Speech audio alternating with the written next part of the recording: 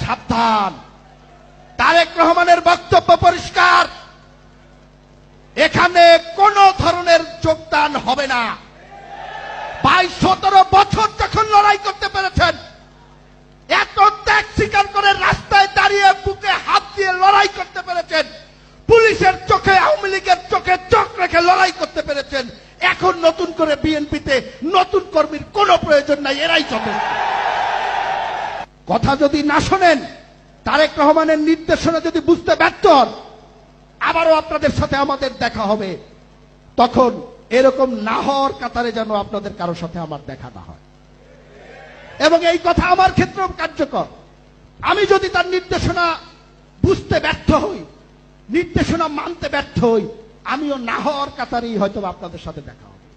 আপনারা খেয়াল করে দেখবেন, আমাদের অনেকেই 5 তারিখের পরে হাঁটা চলা কথাবার্তার মধ্যে একটি পরিবর্তন চলে এসেছে, একটি ভাব চলে আসছে, আসছে না?